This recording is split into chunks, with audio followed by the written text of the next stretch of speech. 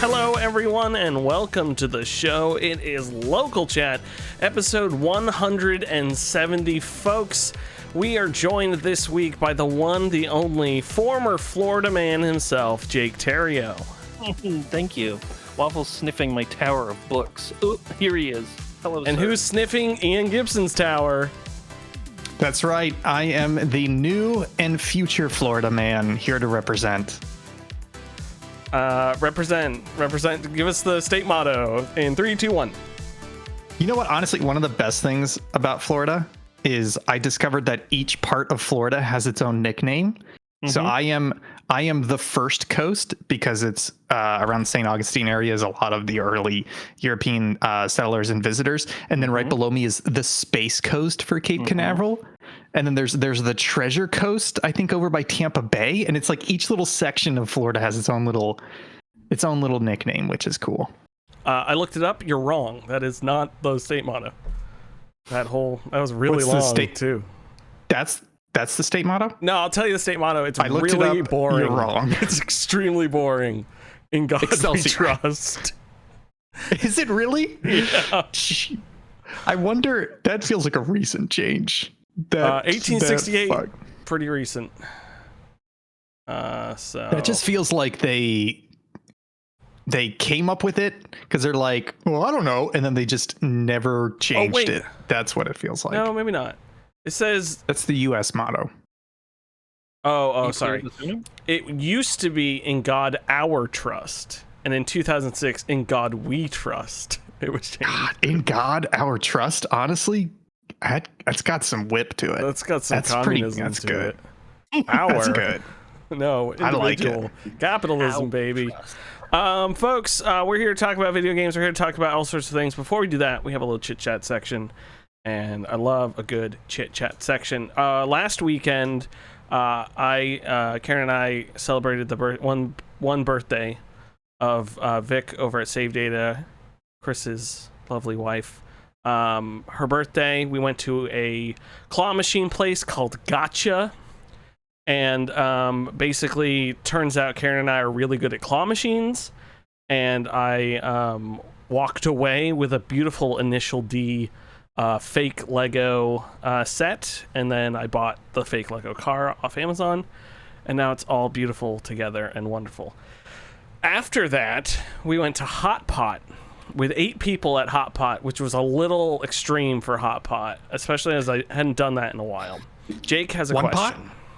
Is this, I'm guessing, a fondue place and not a substance abuse? It's not a substance abuse place. It's also neither. Legal in Jersey. Jake, we discovered tonight that Jake does not know what Hot Pot is. It could be anything. We were eating steaming piles of feces. No, so Hot Pot it's basically the opposite of Korean barbecue. Do you know what that is? Vaguely. So Never been. So Korean barbecue is the little grill. They bring you raw meats and stuff, and you grill it on the little grill around the table in the center of the table. And they basically, all the meat's thin enough that a quick grill is usually all you need. It's not like you're going to get hurt or get a disease or something. So it's the same thing, except instead of the grill in the middle, there's broth in the middle, super hot boiling broth. And you put things into it, and then you take it out and you eat it. And there's this like sauce station, but the guy made sauces for us. So we got 2 sauces. We got the milder something sauce and then a spicy one. It was really delicious. I haven't been to Hot Pot in a while. I'm pretty okay with chopsticks, but they gave us these huge chopsticks because you have to so you don't burn yourself when you're putting this stuff in. And I just that combined with the super thin meats, I was just out of commission. So I was like, Karen, just put stuff on my plate when you see it. Plus, they were bringing so much food constantly that you're just like, I'm gonna try this. What's that again? Is that beef? Is that lamb? All that sort of stuff. So, anyways, it's super yummy. Yeah. Getting ready to leave. Chris was like, "Oh, how do we want to do the check?" And I was like, "Oh, just pay for it and we can Venmo." It's 2024. Perfect. Puts his card in there, hands the book across the table to Zach from Save Data, known bastard man, who he grabs that. And we all watch something slip out of the booklet into the hot pot. And we just go, uh-oh. And Karen ladles out, quickly, split-second thinking here, ladles out Chris's credit card that is now completely curled up. Oh, From being in the funny. hot pot for literally like 2 seconds. And surprisingly enough, still did the insert chip thing and worked. Wow. Unbelievably. It was a crazy moment because we were all in shock, not sure if it happened, and then everyone dove in to try to get it out. So anyways, that's my funny hot pot story. And also it was fun. It was a night. It was in forget the name of the mall, but it was like a like Asian mall. So it just had like hot pot place, boba tea place, kura sushi. I want to know. I think there was had the gotcha place. I think there was like a Muji somewhere or something like that. And then they also had a swimming school for like kids in a swimming pool. And I was like, this is pretty cool. Jake has another question. Yes, sir. What was the credit card number? It was too curled up. At least 3 to see it. I didn't get a good read on it. But yeah, that was fun. And we found a bus that goes straight to Port Authority from near our house, and then we just took the subway. It was great. Didn't have to drive in traffic. Wonderful, absolutely. Sorry, I had to take a sip, and I thought maybe someone. I have to. Yeah. Sorry, I have to put you on the spot because we talked about this the other day, and I didn't quite believe you at the time. Yeah. And so I looked it up, and I'm still not sure. You told me that UFO catchers and claw machines are different, and I need you to explain that because I'm not sure that's correct. So the UFO catchers were, at least the lady there called specific machines the UFO catchers, and those are the ones that are shaped like a UFO because they're like the greater than, less than, and there's only 2 of them. There's only 2, and they're on both. They like clamp into each other from the side.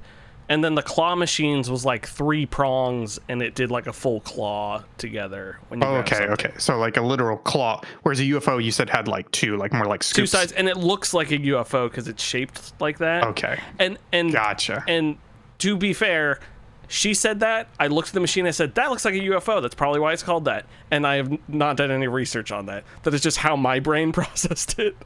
No, I think that's fair because in my head it was always, they just don't call it a claw machine. It's a UFO catcher. Yeah. But they also had half UFOs where it you moved it first, then it moved backwards and flicked, and it was trying to flick the objects into the pit. That's pretty cool. That one, that's where I got this big ghastly that I ended up trading in, but I managed to do that. You can't line it up exactly. You have to line it up to where it's going to bend all the way back to.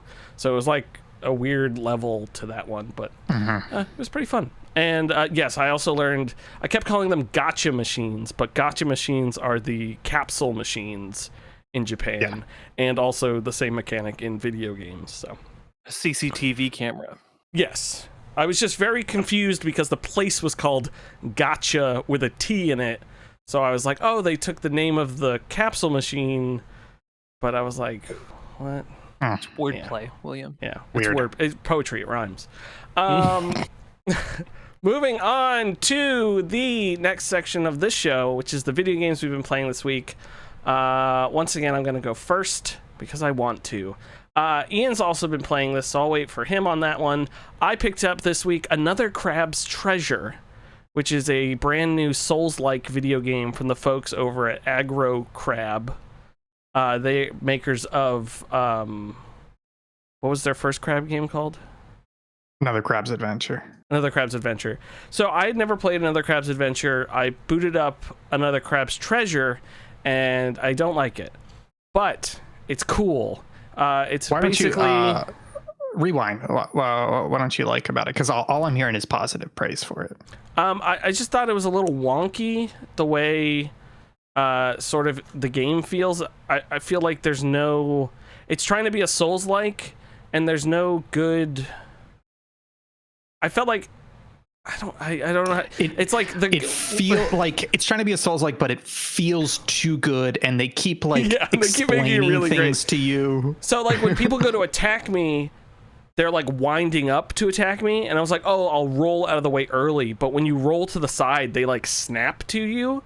So it's more of rolling exactly when they're gonna hit you.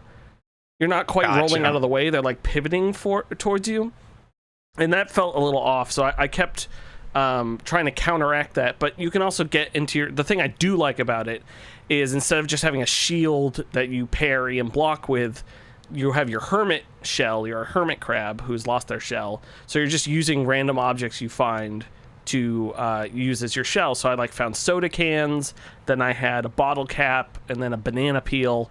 And so those have health, and you can use them to block, and as it starts breaking down, you can go grab another one. And then those have like different effects. Those shells have different effects on things. I didn't find that many, but there was just mostly variances of like defense versus how much health it has, and stuff like that. And then you have your primary weapon, which is a fork. It's a 2-pronged fork, one of those like little cocktail forks. And that is just your primary weapon that you're either hold RB to do like a big thrust attack or just slash with it. So other than that, it's very Souls-like. When you find these moon shells, which are basically bonfires, enemies come back. It's not as, I wouldn't say it's as brutal as a regular Souls like Dark Souls and stuff. Enemies seem to go down pretty quick. I beat the first boss, who was fun, and there was a good piece of writing with that where like everyone's talking about him, how great he is. You get there, he's like a lunatic who tries to kill you, and you have to kill him, and then you get back to the castle. They're like, oh, Captain should be back by now. I can't wait for him to like see him at the charity ball, like he's just like such a great guy, and all this sort of stuff, and you're just like, oh god, oh no. So that's fun, but and I got to like the main city and then started out on the quest, but I just, something about it was just doesn't click with me. I think I don't know if I'm not expecting too much, or it's just too much stuff to forgive to want to keep playing it. Like the underwater location isn't that crazy. I didn't find that many shells to be like that onto it. And then I'm blanking because I meant to write it down and I didn't. But there was one thing when I got to a new area that happened to me, and I just turned the Xbox off. I was just like, I don't want to play this anymore. And I can't remember what it was, but it was just little things. It seems super fun. People like it. I'm glad they like it. It just didn't click for me. I don't think it's a bad game. It's just definitely, it's just not for me. And it's on Game Pass, so you know, if you're interested in it, I would say give it a shot. I feel like it's one of those games where you're either gonna like it or be okay about it. So it's worth a try. Yeah. So that's another Crap's Treasure. Again, yeah, like Ian said, and I said, you can try it out. It's on Game Pass. Planet of Lana, I started and finished last night and finished today. It is a side-scrolling inside limbo style game where you're just walking basically in a straight line and solving puzzles as you go. It's set on a planet called Lana. Isn't that crazy? Crazy. So crazy. Is there also is there a character named Lana in it too? Maybe. There might be. And there's a character called, you have a little adorable cat dog named Mui, M-U-I. Super cute. But you know, I was like halfway through the game and I thought I hated it. And that's not you know what, whose fault it is? It's the Xbox achievement namers. It is their fault. There's these secret shrines that you find in the game, and the achievements are called Secret Shrine 1 out of 10. So you like know what you're getting as it's going, and that's not like a counter in the Xbox system. That is the name of the achievement, is 1 out of 10. So you get like 2 out of 10. So at one point I get 9 out of 10, and I'm like, what? Like, this game's over in a second? Like, and then I get to this, what feels like an ending scene, and I was like, yo, fuck this. Like, did you not have enough money to finish this? Like, what is this? Like, nothing has resolved, nothing has happened, and then there's another like hour and 2 hours of the game. It just, for some reason they stopped the secret shrines halfway through, so I was just, this whole time I was pissed off that this game was going to end, and then it didn't, and I was like, okay. Other than that, the puzzles are fairly generic. It's mostly like pushing around boxes, getting to the right spot to jump up. There's a cool mechanic with the little dog thing where you can like tell them to stay or have them follow you, and you can like, there's these holes on the map, so they can like go through the holes, attract enemies, they come back through the hole, and then you can escape the other way while the enemy's chasing after you. It's pretty standard, like I said, inside limbo puzzles, climbing ropes, jumping to ledges, all that sort of stuff. The cool part of this game is it's absolutely stunningly gorgeous. Every frame is beautiful. It looks almost like a Studio Ghibli movie, a little bit lighter on like the outlines, but it's just like has a fantastic look to it, fantastic sound design, fantastic music and audio design that ties back into the story of the game, which I really like.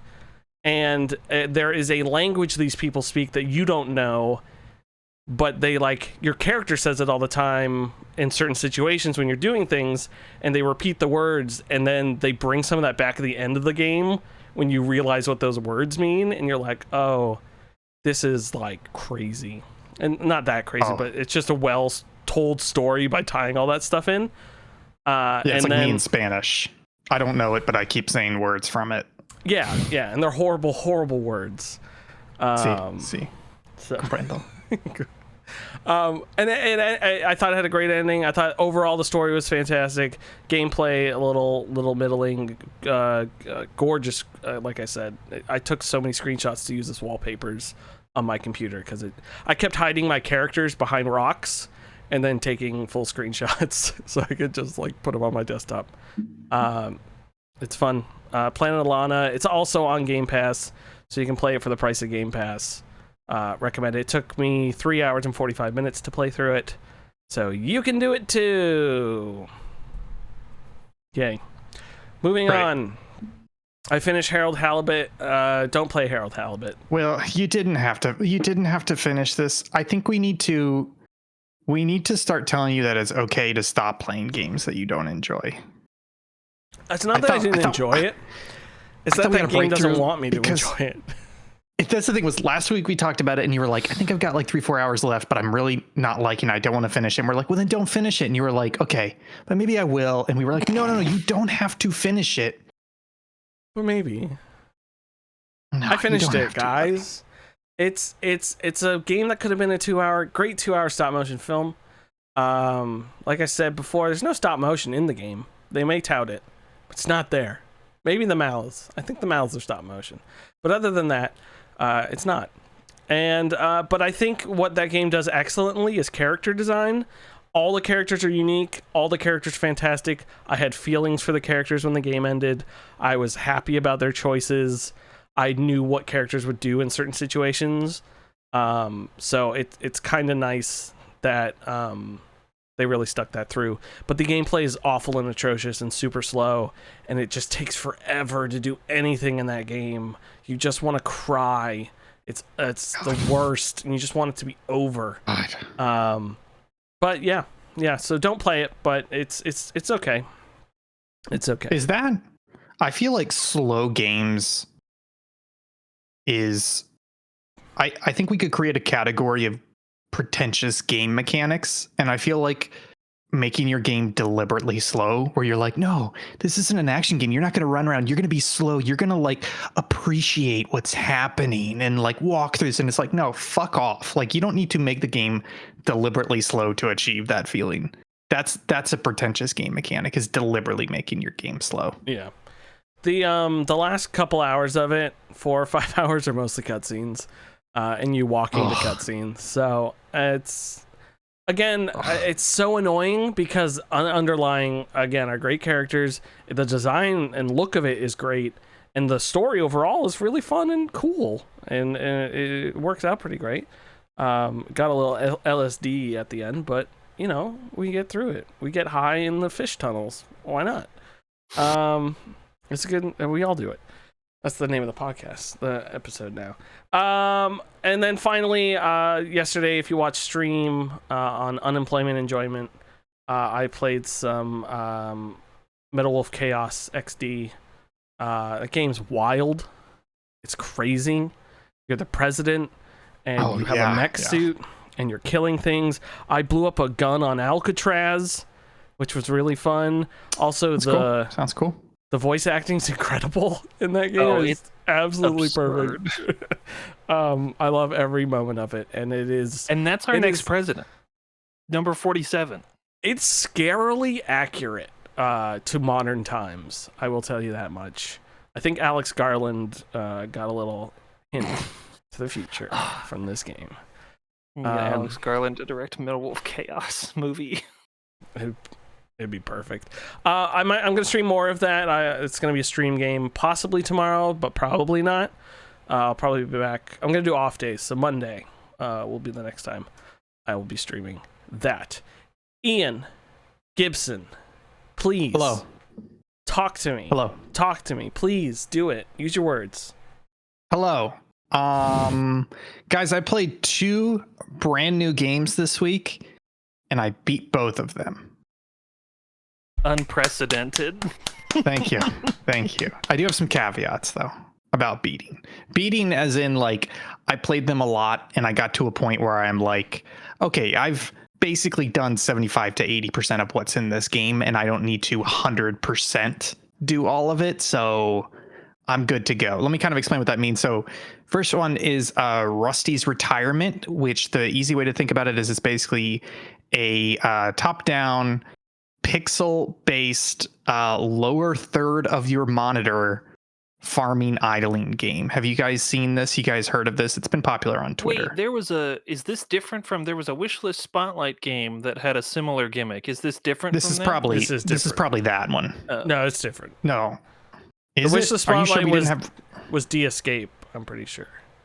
Oh, well, I think we may have also had Rusty's Retirement. But anyways, so it finally came out, and it's an idle game, so the whole premise is that you have your little guy Rusty, and you don't really control him, but you start out by like having these farm plants, and you pick some seeds, and the seeds cost money and or energy, and then they get watered. Like Rusty runs around and he waters them, and then they grow, and then he harvests them and takes them to a little doodad harvester. I forget what it's called, like a bio machine, and it converts that into energy and coins depending on the crop that you did it. And so basically it's a lot of, plant seeds, wait for them to grow and go. But then you're also putting down robots, so the robots will water for you, they will harvest for you, they will consume the crops and turn them into energy. And then it goes on from there, and you're unlocking like other people to help, or they're unlocking bushes, or they're unlocking other types of farming, like I said, bushes, and you've got some cows and allowing you to upgrade stuff. So it's got this whole, I wouldn't really call it a tech tree, but kind of like an upgrade path going through it. It's pretty cute. And I think I have like 15, 16 hours in it. I would say at least half of that turns out it's a great game to just leave running on your gaming PC when you're working, because when you work from home, it means like every hour you can just walk over to your PC and spend 2 minutes to like check in on things, buy a couple upgrades, and then everything else is kind of automatically going, which I think is kind of my main problem with this game. And it's a personal problem, which is, so you guys are familiar with idler incremental games, and there's a spectrum, and I like I'm going to call the spectrum the Dewey-Doney spectrum. And the Dewey-Doney spectrum is, on the Dewey side, you can pretty much always be hands-on with the game and doing things to help it along, whether you have to or not. But there's always there's a good reason for you to be there actively playing with the game, and it feels rewarding. Is it like a cookie clicker type thing, or? Yeah, in a way. Cookie Clicker's a real good middle of the spectrum. A Don'ty is a game where it pretty quickly gets to the point where you're not meant to play the game for 90% of the time, right? You're supposed to just kind of let it go and come back in and check in on it every now and then. And this is a little bit too much on the Don'ty side of the spectrum for me. Because like I said, I quote unquote beat this game. And what I mean by beat this game was I unlocked all the houses, I unlocked all the types of farming, and I was at least halfway through each of those types of farming. So I had half the bushes unlocked, half the animals unlocked and stuff. And I had like 90% of the seeds unlocked, because basically to unlock a seed, they're like, grow, 100 of each of these 4 previous seeds or whatever. So I had like 90% of the game done. And I was just like, okay, in order for me to beat this, I need to let it just sit here for another 10 hours. And once an hour, I come in and check on it. And I'm like, that's not enjoyable. Right. And so that's kind of my problem, is that this quickly becomes more of an idle game. And I'm not a super big fan about that. What about you guys? What's your incremental idle preference? I get William, you talk. Okay, I was just gonna say I think I agree with you. I remember the one mobile game I was addicted to briefly was the Crazy Taxi incremental game. And that would be like, you open it up, you finally spend your 500 billion cash, and then that's it, and then you just leave the phone running. And that was awful and terrible. So I prefer, like you're saying, you're always able to be doing something to add to the overall number. You're not waiting for that number to get the next thing to get the next number. You're just always increasing it. I think I much prefer that. Yeah, what about you, Jake? I mean, I've really only ever played one idle game, and that's Jay Collins' Space Plan, which I think is, if Cookie Clicker's middle of the road, then it's in the middle of the road, because it's got tapping, but then it's got purchasing stuff, and towards the quote unquote end game, you're just sitting and waiting. But it's, even in total, like, you can still probably wrap it up in 6 hours. It's not meant. It has like a conclusion and roll credits. Which is how it definitely is helpful. I would guess Rusty's retirement is probably 25 hours total if you were to go all the way through it. So yeah, and this isn't me slamming on the game. Like, I had my fun with it, and if you're into it, definitely worth playing it. I don't think it's an early access, but I could definitely see them. There's enough there to enjoy it, but at the same time, they could vastly expand it in a variety of different ways, like new types of farming, new maps, new mechanics, new gimmicks, etc. So I could see it being even more enjoyable in the future. And it's tough. Like, for the idle incremental genre, that balance of gameplay versus wait play is very tough to get right. And this isn't me faulting the devs or anything. It's just, I feel like this didn't quite get it right, so it felt a little dissatisfying in the end. The other game that I've played a decent amount of and feel like I have quote unquote beaten is Manor Lords. So this is really cool. This game was a solo dev game. It's been in development for 7 or 8 years now. It's had some publicity around it, and I believe it's doing crazy good on Steam right now, even though it is a Game Pass game. And essentially, it is a medieval city builder with battles, is kind of the way that it's been described. And kind of what I mean by that is that you're building a medieval little settlement to a town, to a village, and trying to maintain your supplies of, food, housing, etc., commodities. And then, but at the same time, you are in a map with other regions, and so you may be getting pressure from those other regions. You may be getting raided by bandits, etc. So you do kind of need a militia and an army and the weapons to supply to that army that you can stand up at any time to push back on those threats or take over new territory to help you out. And I actually had 3 playthroughs of this game. I feel like the first one went okay, but I kind of got to a point where I was like, I'm doing terribly at this because I built it wrong. So I started a second one, and it was actually doing really well until I got raided by bandits and the whole town burnt to the ground, which I was fine with.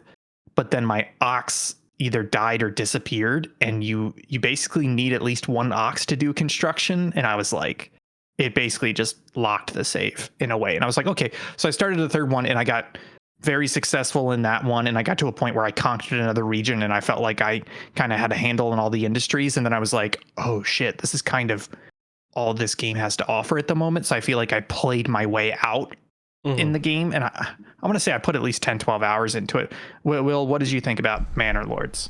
I'm enjoying it. It's reminding me a lot of Banished, which is great because Banished is a great game.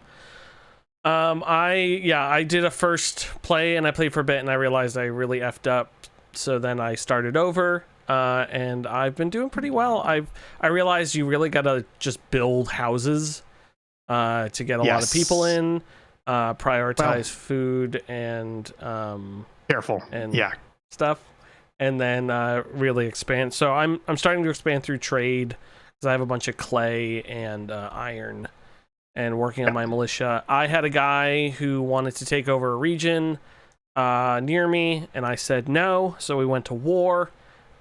He sent his troops to the region, I didn't, and I almost won. So just remember, folks, you can do a lot by doing nothing. There's a couple things that are really sticking out to me that make this unique, because just describing it like that, it doesn't sound that unique. And I think one of them is that this is probably the most beautiful city builder strategy game I've ever seen. And part of it is in the zoom, right? Like the game looks gorgeous, but you can zoom all the way in and just look at your villagers, and they're kind of walking around and they're doing animations, whether they're at their market stall or in the field and stuff. And it still looks fantastic. And there's actually a button where you can basically walk around as a little lord in like a little third person over the shoulder, not really over the shoulder, but like behind your third person guy, and walk around the city, which is really cool, and it looks gorgeous. But the other thing is the map, because to get to the map, you can press M to get to the map, or you just zoom out. And when you zoom out, you zoom out to a literal like region map where you can see, a 3x3 region grid, which is probably, I don't know, Will, why would you say that in like real terms? Maybe like a mile by 2 miles, mile by 3 miles, I would say. I haven't looked at it that much, but yeah, about a good sized chunk. Half day's ride on horseback. Actually, yeah, probably. So it feels really, it feels like the right scale. But the reason why I say that is because like you literally just zoom out and you have the whole map there, that 1x3 mile map approximately, and then you can just pan around it and then just zoom all the way in until you're like standing on the street and there's a market stall with people in it, and it's fucking seamless. It's incredible. It feels really, really good. So this game is just gorgeous. It's really nailed the medieval style. And the other thing is, this was something that I read in a review in PC Gamer, I believe it was. And it really strikes me as true, which is that it was the reviewer talking about how they played this game, they were enjoying it, they stopped playing it to like go for a walk or something in the real world, and they realized they were thinking about their villagers and how they were going to feed them through the winter.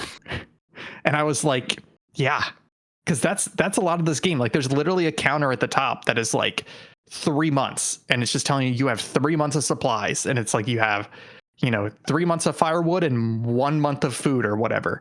And so you're constantly like, I gotta have enough food. And like you're saying, build houses, but yeah, if you build them too quick, all of a sudden you're gonna have more mouths to feed, and it's gonna cut your food duration in half. And all of a sudden it's fucking December and you have 1 month of food supply, and you're just like, fuck, how am I going to feed? Because if I plant, it's not harvest time. Like if I plant now, it's going to be another 7-8 months before I can harvest it. It's just like, fuck. Yeah. So it does a really good job of like making you have to actually manage a medieval town and feel that connection to the town.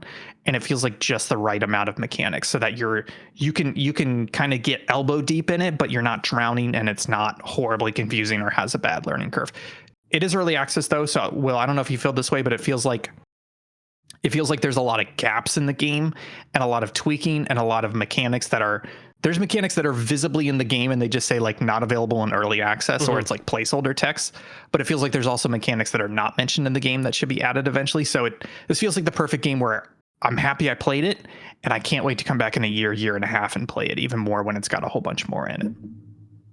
Also, the time lapsing when they're building houses is really, or any building is really good. It looks fantastic. But yeah, you said, when you try to retreat from a battle, it just says early access not available. It's just like, I guess I have to fight a battle.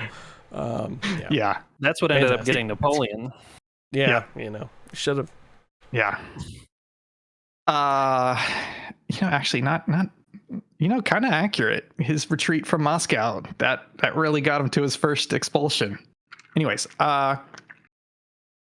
folks, I've been playing some more ARMA Reforger, and I need to tell you guys a story. Okay.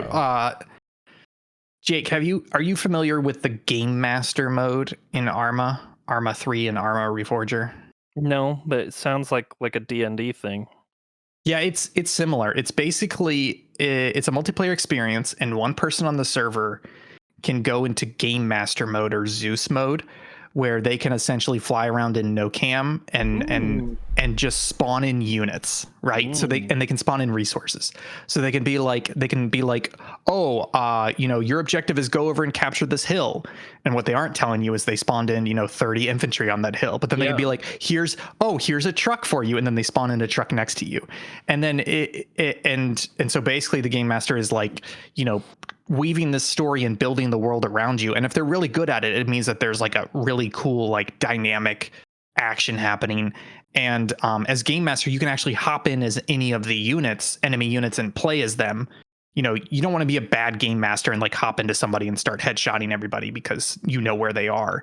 But the idea is I've been in Game Master modes where if it feels like things are a bit too static, or you're just like, oh, the enemy's over there, we're just in a firefight with them, they'll hop in as one of the enemy and like flank us and like shoot over our heads, and it like we'll just be like, what the fuck is like it's a nice way to throw a wrench into things. So anyways, I've been playing some ARMA Reforger, hopping into some multiplayer servers, and last night I hopped into a server with 80 people in it that was playing Kandahar Valley, which is basically war in Afghanistan roleplay. And we hop in, and this guy had just become Game Master. So he's like, hey guys, I need like 15, 20 minutes to get this set up. And everybody's like, okay. And it was very funny because like I've lived around the military all my life. Both my parents are in the Marine Corps. And one of the things that they've talked about is hurry up and wait, which in the military, it's all like, get your shit done. Okay. We got to wait an hour for the bus, And so it's a lot like, just get your shit done. And then you just sit there and you wait, and waiting there for 20 minutes with 70 plus other fucking milsim nerds on the internet in this like fake Afghanistan fob base was like, it felt like fucking military hurry up and wait, right? Because you got some people over at the armory that are just like discussing weapons, right? You got some people at the shooting range goofing off. You got idiots like running around like stripping all their gear off and just running around naked and screaming on their mic. Then you have there were a couple people who were role playing as the media. So they had like a camera guy and a reporter, and they were running around being like, sir, and it's all proximity voice chat. They're like, sir, what's going on? And so like the Game Master's setting it up, and he's like, okay, I need a couple more minutes, but here's the mission. This is where it's going to be on the map, and I'll spawn helicopters in like 5 minutes. And so like I'm waiting with my squad, and I'm like walking around, and there's like other people in their squads who are like huddled in the corner. And because they're on procs, like as I walk by them, I can hear them. They're like, all right, setting up missions. Okay, you're going to pull Overwatch here. You're going to pull Overwatch there. And then you go to another part, and it's like, this whole squad of people just making dick jokes, So it's just like military jerk offs, right? And it was like, this feels like the most realistic milsim I've ever fucking played, So anyways, we start doing this mission, and it's pretty fun. We're fighting the Taliban, and we have this convoy going, and there's like helicopters going around. You're hearing like gunfights. And anyways, we get to this point where there's like this like compound up on this hill, and we start going up the hill, and we start seeing like Taliban coming out of it. So we're shooting at them, and I end up getting to this compound first, like me and this other guy, and the rest of the fucking servers behind me coming up. And we're just going through this compound, like clearing it. And the compound's probably like the size of a football field, but it's got like little shops and little houses and like junkyards and stuff. And we're just going through and clearing it. And like, there's a couple Taliban at the end, and we're like shooting at them, and our friendlies are coming in and shooting at them. We get all the way to the end of this compound, right? And the compound butts up against this hill, and the hill is like pretty steep hill. It's probably 10 stories tall. So it's like a 10 stories tall hill. And as soon as it hits flat ground, there's like a narrow road, and then like these 2 or 3 what look like tiny shops with like glass front windows, right? So the whole front is glass. There's a door. It's the size of like a 1-car garage. And then there's a door in the back to get out.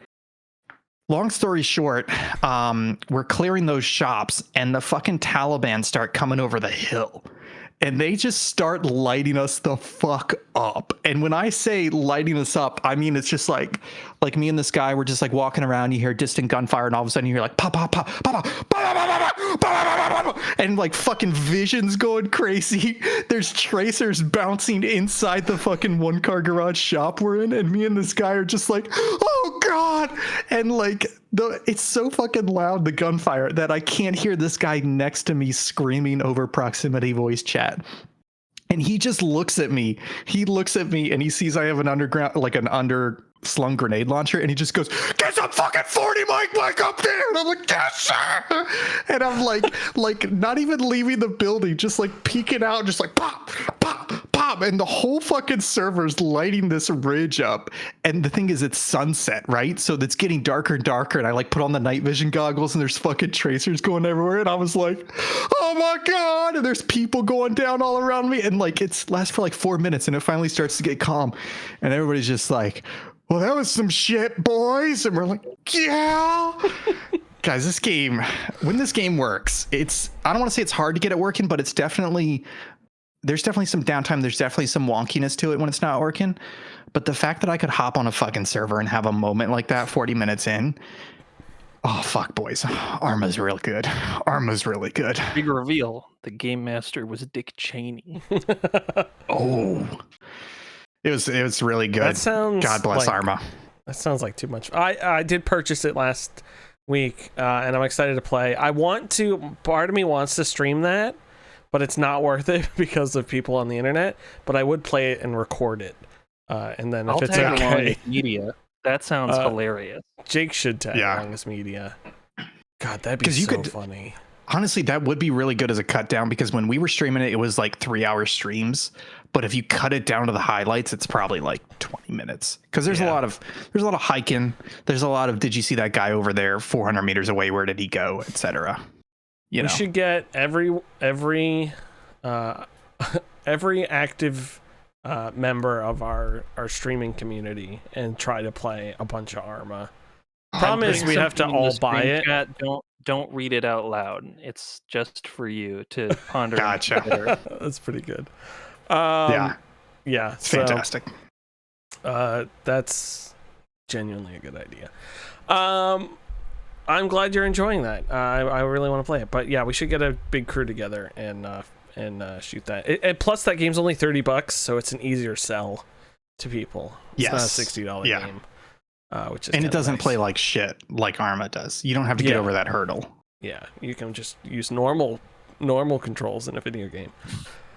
Jake, Terrio, I will say, one of these games on your list, moments before stream, I went to go grab a nice Waterloo Seltzer, fine sponsor, #ad, and I noticed Karen excitedly on the couch, screaming to me, babbling in tongues, and she was excitedly reading the patch notes for Balatro.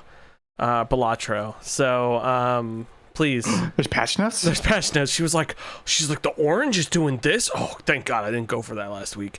And all this stuff. I'm like, lady, please. Well, I haven't read the patch notes, so I actually don't know any of the new stuff that's being added. But yeah, I'm not, I think I haven't gotten to, on any of the decks, I still have yet to reach the last 2 chip difficulties, one of which I think is orange. So I'm still trying to I still feel like I'm kind of figuring out the systems and how certain decks synergize with what. I'm still unlocking jokers, which is always neat. You're like, oh, that's a new one. You're always like, I would never use that, and then you end up using it. Yeah, and like, oh, it is good. But yeah, that's just my casual game. Just to talk about. Still playing. It's very good. I guess I'll dig into the patch notes, and I'll see what I think about it. Yeah, because my opinion certainly is more valid than your wife's. I mean, because you're a man, already is. No. That's not. It's not joke. True. You're on. Then I played at somewhat of a Will recommendation, Return to Grace on Game Pass, which is a little sci-fi walking sim puzzler narrative adventure. Walking sim puzzler. Walking sim. Speaking of the master. And it was fine. We talked about this very briefly in the Discord. It was fine. I don't think it was long enough to earn the emotional payoff that it wanted. The production design was gorgeous. Like the whole game looks great. I loved the design of it all. I loved the feel. I loved the texture of it. There were like the apartment section. All those rooms have like this floral wallpaper that's really cool. Yeah,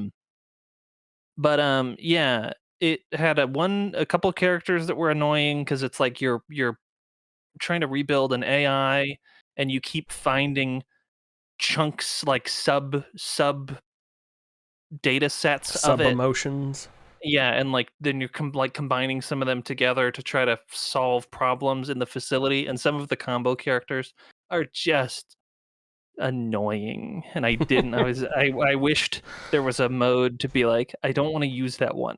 I don't want it. Turn it off. Yeah, it's interesting. It's on Game Pass. Yeah, I needed it to be like at least an hour longer because it was introducing some like interesting like philosophical ideas that it never really explored, because it ended up more just being about turning the big machine back on instead of like digging into like there's a whole kind of interesting narrative, not twist per se, but recontextualizing your previous understanding of what this AI was and how the people that interacted with it felt about it. That didn't really go anywhere meaningful. But interesting ideas. It's on Game Pass if you want. I think it was like 2 or 3 hours, maybe, front to back. I think it took me 3, yeah. It was really quick. Check it out if you want. That's Jake's review. Put on the box. And then I am playing Under the Waves, which is like a undersea Firewatch type thing. Under the Waves. Did you hear that? That was wild. That? Yeah. Lightning, thunder.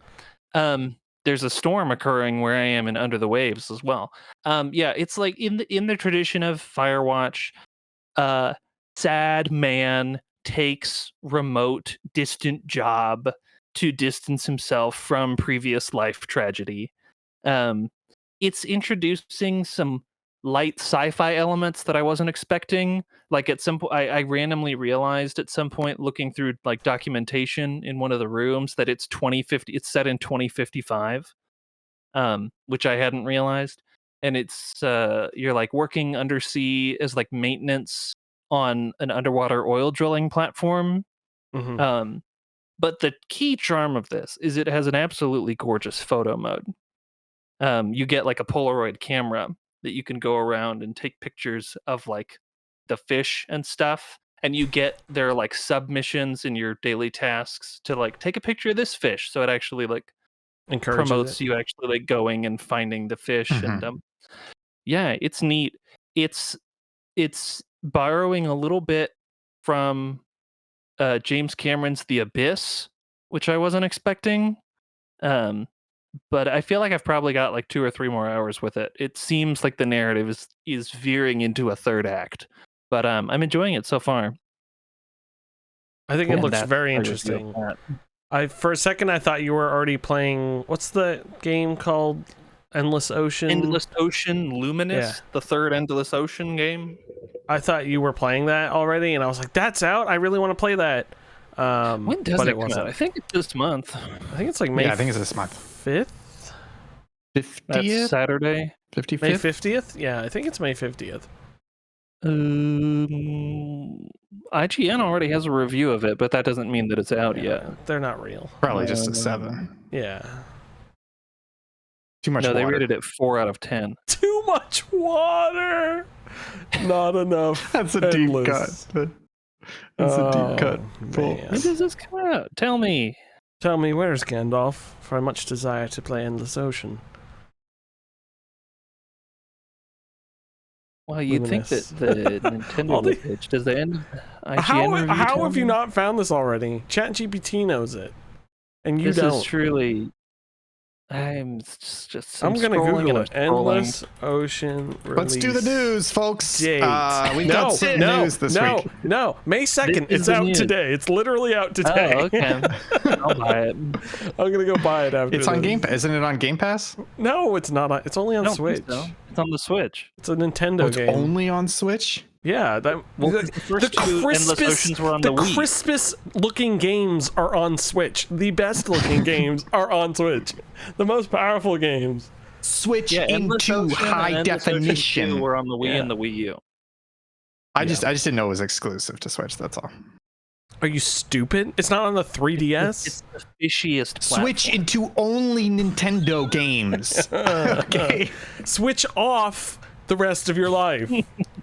We're going to switch on the news, folks. It's going to blast you in the face. Ian Gibson collects the news every week. He then puts it in a blender, blends it up, drinks it, shits it onto the floor, and then throws it in the backyard for the gators to eat. Ian, was there anything that the gators threw back? Yeah, that's under the cut line. Those are the things we don't talk about. Oh, Let me tell you what whoops. about they did love. I actually gave them a 4-course meal. First course was just straight gaming news. You know, we've got the Fallout 4 upgrade. Fallout 4. I don't know what you're laughing about, but I'm laughing about you laughing. I want some gay gaming news, not just straight gaming news. This is some straight gamers only news. Fallout 4's long-awaited, years in the works next-gen upgrade has finally been released, and it's very buggy and breaks a lot of things, and half of the promised features don't even work. We also have a Game of Thrones MMO that is reportedly in the works, and Jackbox has finally announced an adult-themed party pack. Any of these kind of piquing your interest, guys? I had a dyslexic moment reading the Jackbox. I thought it said adult-themed park, like a theme park. Oh. Sex park? Buddy, that's what's the name of that? Sodom and Gomorrah. It's not Sandals. Sandals? There's that like I mean, Sandals like, is a series of Resorts. all-inclusive yeah, but there's resort. like there's some name for like an infamous like nudity resort Epstein's in the Island. Bahamas or something. That's what it is. That's what it is. The real estate financier? New York financier. No. Can we talk about the Fallout 4 for a little bit, and I'll talk Yeah. about what was broken about it, but I just find it so funny. Will, I feel like you know more about this because we talked about this last week. This is Fallout 4's next gen mode for next gen consoles, was something they announced several years ago, and they've been working on presumably since then. Is that right? What's the history with Well, this? they had to finish Starfield first. Not necessarily. I'm so happy they're adding I'm not maps to serious. Starfield. Because they never did finish it. Wait. Yeah. Did, I'll take it. I'll take it. That was a bad handoff. So basically, this is for PC, PS5, and Xbox Series XS. It's promised like 60 FPS. It promised ultra widescreen support. It promised like a performance and quality mode, but it's broken mods. It's been causing some issues with saves. And according to Eurogamer, quote, over on Xbox Series X and S, only one of the game's 2 graphical options appears to be working currently. They were playing the patch game last night and confirmed that its 60 FPS performance mode is the only option currently available. In quality mode, it does absolutely nothing when you switch it on. And that was one of the enhancements, was adding a performance versus quality mode. So yeah, it's wild to me. It's fucking wild to me that, okay, look, Bethesda comes out with a new game, right? We know it's going to have problems. That's their MO, right? And that's funny. It's still disappointing. Starfield was better, but it still had plenty of problems. This is a quote unquote next gen update for a game that's been out for a while, and it's a very small update that they've been working on for years. How do they still fuck it up? because it was. I feel like they were never going to put it out until the Fallout show did well, and they were like, "Oh, we should try to get this out as fast as possible." Yeah. It's just wild to me. Like they know that their Achilles heel, that what they're constantly made fun of for, is quality, and it's been like that since. It's been like that since Oblivion, right? Because Oblivion had some backlash for issues at launch, right? No, Not that I remember. The only Oblivion backlash I know of is the horse armor. Yeah, definitely Fallout 3 had issues. So it's one of those things where they've had this for at least 10 years and they have not fixed the fucking problem. And as somebody who works in software QA, I know how difficult that can be. But as somebody who works in software QA and has dealt with these issues and fixed some of these issues, it does not take you 10 fucking years to do it. And it's fucking ridiculous. And then, yeah, I hate to bring up Starfield again, but we're kind of done with Bethesda, right? Like, we've given them all the benefit of the doubt and it's gone. I mean, I have no emotional connection to the Elder Scrolls, so for me, it's the only thing. Elder Scrolls is all I care about. Sorry, it is impossible to search when something was first announced because it's just all Fallout 4 update stuff now. So I was trying to find it for you, but I couldn't. Oh wait, was it announced in December 2022? There we go. It's on the wiki page. That's a year and a half ago. Yeah, but yeah, I'm looking forward to Elder Scrolls, hopefully. But also, did you either of you watch that Starfield update video? No, fuck no. I scrubbed through it a bit. They touted planets have stuff on them now, which is hilarious. Also, there's maps of all the cities. There's 3D maps of all the cities now with color, which actually look great. Should have been in the original game. And then apparently there were glimpses of like some of the land vehicles that they're gonna add eventually, but it's too late. It's wild. Because Starfield is what 7-8 months. It's been out 7-8 months now. Yeah, not quite a year. But I feel like the only thing that could get me excited about Starfield is if this is half and half a New Vegas reference, but is if a completely different studio took over Starfield and either did the sequel or the updates to it. I don't trust Bethesda with that shit anymore. Like the fact that half the stuff they're having to add in should have fucking been there in the first place tells me that they can't be trusted with game design. Because it's like Howard Halibut in A Slow Game, right? Where it's like, how do you make a game for that long and have such a fundamental mistake in it and not catch it or second guess yourself or go back on that poor design decision throughout the entirety of the fucking development process, right? Yeah. And when it goes out and everybody universally says this is a bad decision, how do you not make that your number one fucking priority? Has to be out the door within the next 2-3 months at most. Yeah. Apparently it's bad they fucking announced development over there. The DLC window. Who cares? Not going back to it. It's like, it's crazy. It's wild. Yeah. Can you tell me about Jackbox? Yes. As I open the article, basically, there's no Zach fucking texted this to me. I got a text from my brother that said Jackbox Naughty Bits, and I was like, excuse me? Jackbox Naughty Pack is the next entry in the party game franchise and it's designed specifically for adults. There are no details. We do know it's out this year. This is according to IGN. I believe they had a little teaser trailer for it. The thing for me is I'm actually not that excited for this because you guys ever play the board game Codenames? Yeah. Yes. So Codenames was a big hit with my family. We played it a lot.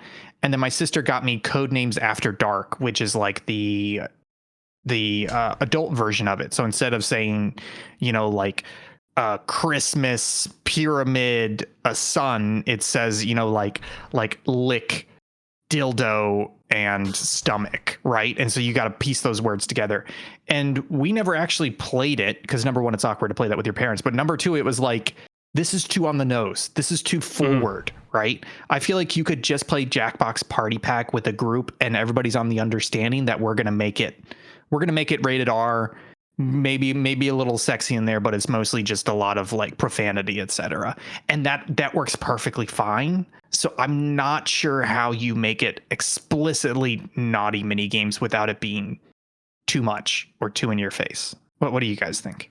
No, I concur.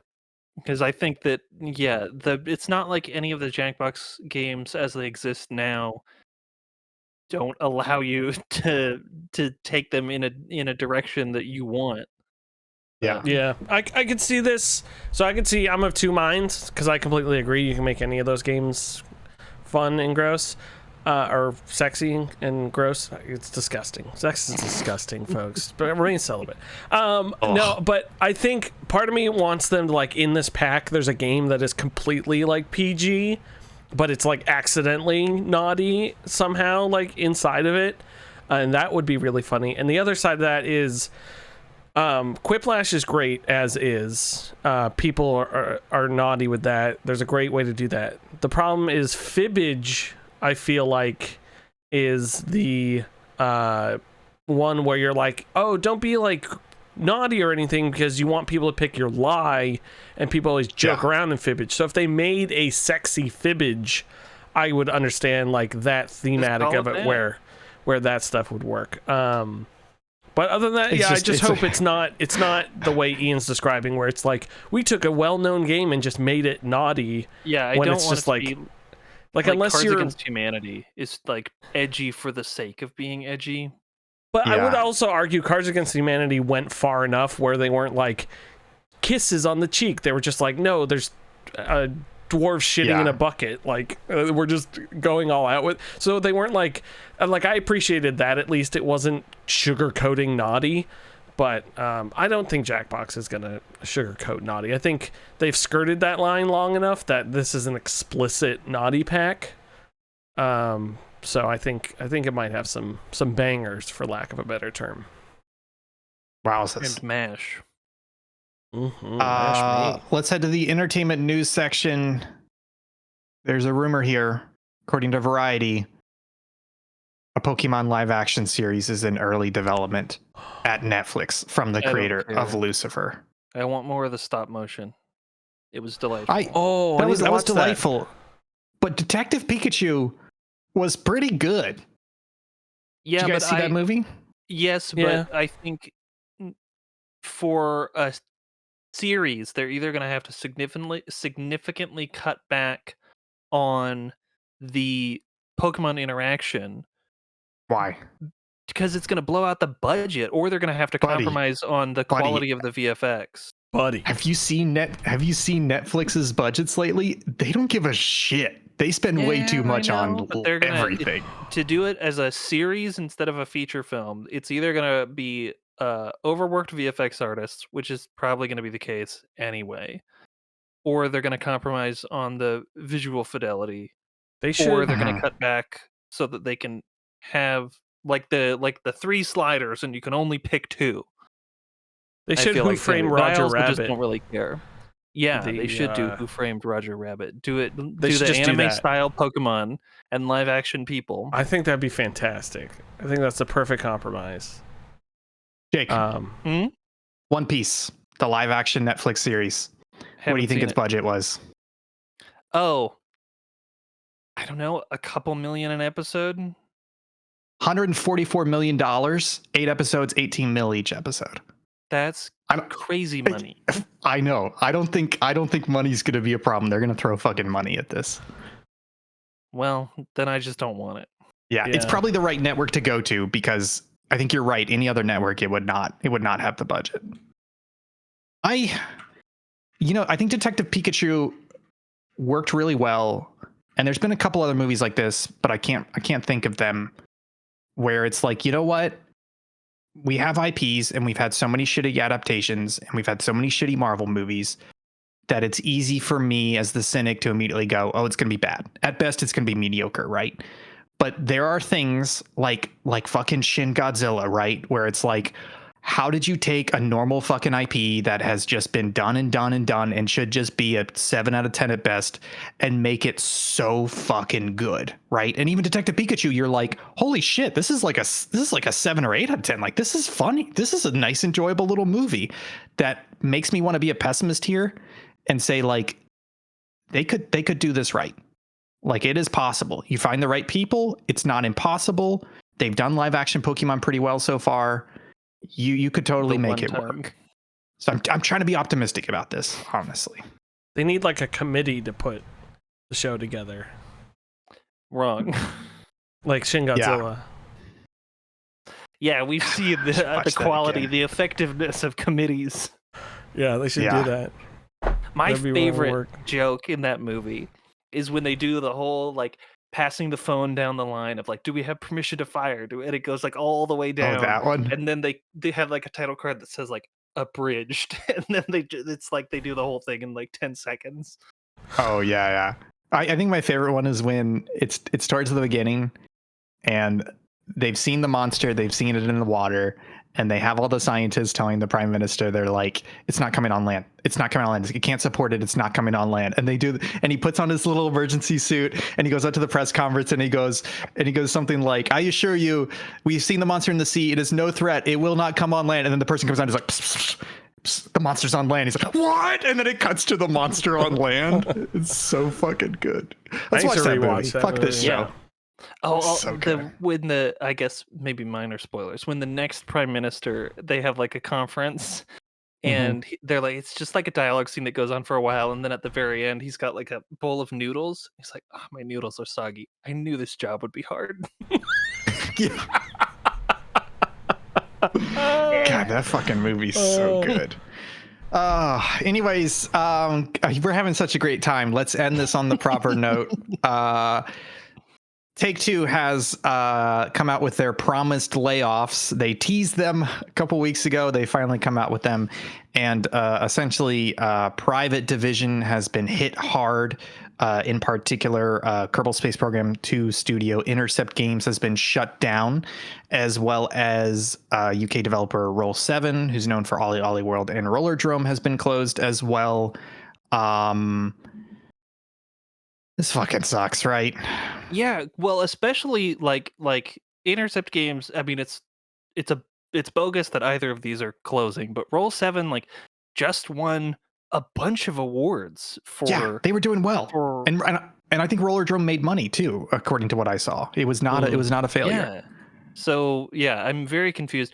I was also very confused. An addendum to this from today is that Take-Two was like, oh yeah, Intercept is shutting down, but we're still gonna do regular updates to Kerbal too. Who was doing those? Who? What? Yeah, they named some other studio, and I went on the subreddit, and a lot of the Kerbal people were probably just like, it's probably just like security and hot fixes. It's not content. To your point, Jake, I hate to play devil's advocate here. No, I'm sorry. Okay. I do love to play devil's advocate, but it makes me kind of hate to say this. But you hate to watch them leave, though. We know it's true. Intercept Games, I believe, pretty much just did Kerbal Space Program 2, and they deserve to be laid off for what they did with KSP2. Like, it took them so long. They kept fucking delaying. It came out in early access. It was literally unfucking playable for a year until I recently was like, oh, this game is now playable, but is still missing a shitload of content. Like, they took an established IP, they worked on it for way too long, and they never fucking delivered on it. And yeah, I don't know that studio deserves to exist if that's all they're putting out, and it's cratering like that. I have not played it, but I'm going to disagree with you on principle. What's the principle? Well, let me ask you this question. If a studio puts out such an absolute fucking stinker of a game that it not only doesn't make money, it not only wastes years of dev resources, but it also kills pretty much any goodwill towards a like beloved series, what are you supposed to do with that studio? Just let them keep cooking? Well, I can't say. I mean, but I don't want to advocate for people being on unemployment. It's not unemployment, but it's like if you don't do your job well, you're going to get fired. If you don't do your job well, you're going to get fired. If there was some sort of publisher forcing it to go out and stuff like that. Well, yeah, like I don't know what pressure, like if Take-Two is applying pressure to go into early access or what. It was a bad situation. We've certainly seen moments like that where external factors force a bad product to end up at market. No Man's Sky kind of being in that boat. Before adding in a bunch of new stuff. All the content. all the stuff that was supposed to be in it. Yeah. I'm not saying it to be mean, but I do think I'm not the type of person that is like, all layoffs suck. No one should ever lose their job. It's like, no, there are some people who are bad at their job. And if you have an entire fucking studio of bad people and they can't deliver on a product and waste years of dev time and tens of millions of dollars down the drain, I understand the business decision to shut that down. as a studio that is a waste of money. That's my devil's advocate here. I was not in the room, so I cannot opine on those matters. Shut down Bethesda. That's fair. Honestly, it was like problem with Bethesda is they still make money. That's the problem. They make shit, but they make money. But if you make shit and you don't make money, you may not be around that long. Make shit money. Anyways, that's the news for this week. Woo! Folks, we end the show with one thing. I need to ask a question. Did someone else put this on here, or did I put this on here? Yes, I did. Okay, because we must have seen it. Okay, I'll talk about it. We must have seen this at like the exact same time, because I came to put it on here and it was already there. Or no, I came to check and it was already there, and I was like, didn't I wishlist the game the other day? Anyways, this is Wishlist Spotlight. Go check out Metropolis 1998, which is described on their Steam page as a fresh take on the modern city simulation experience in retro pixel art style, a la like SimCity. Well, it 3000. Looks like a Roller Coaster Tycoon asset flip. Yes, Roller Coaster Tycoon asset in a good flip. way. Yeah, in a good way. That's a compliment. And a simulated game. What is cool about it is that it looks like, again, Jake has said, Roller Coaster Tycoon, a very 1998 look to it. As a player, you'll be able to see inside citizens' homes, featuring 2 different camera modes. Demand is no longer zone-based, but is driven by your citizens' specific needs. Just seems like SimCity, updated backend, fresh coat of retro paint, and it looks real good. Lots of They keep saying design your building, so I think there's like a really nice, like almost Roller Coaster Tycoon level of customization to it. I would guess based on that. This GIF has like the walls disappearing and stuff, so it looks good. It looks deliciously good. That is Metropolis 1998. No release on that. Q4 2024 is what it says right now. There's a bunch of development updates as recent as April 29th, so go check those out if you want to learn more about it. Wishlisting these helps them in the algorithm of Steam and shows them what's hot. So go wishlist Spotlight it today. That's going to be the show. I'm going to hit the button and then we're going to leave forever. Beautiful. Folks, thanks so much for being here. Subpixelfilms.com is where you can go and support us by buying merch, or you can check out our Twitch or our YouTube or any of those cool things. Local chat, Chasing Kojima. I've been your host, Will Crosby. Joining me this week was the lovely and talented Jake Terrio, The Hollow Sun, on sale now, Amazon.com. Also a slow ship to Oblivion, is that what it's called? Correct. There we go. Ian Gibson was also here. You can find him on OnlyFans as well as Twitter at ThinkGibson. He'll show you all his holes, every last one. Folks, thank you so much for joining me. We will be back this weekend with nothing at all, because I'm away. I'll be back next week with some Metal Wolf Chaos XD, and then Tuesday we got another Quiz Me Baby. Thursday local chat, and then next weekend something else. Have a wonderful weekend. See you next week. Bye.